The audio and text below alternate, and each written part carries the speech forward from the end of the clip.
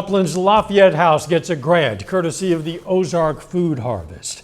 It's a portion of a $1 million investment Ozark Food Harvest is making in 70 organizations to relieve hunger in southwest Missouri.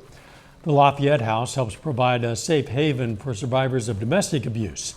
This grant will allow the house to buy a new refrigerator, increasing its capacity to feed families in need.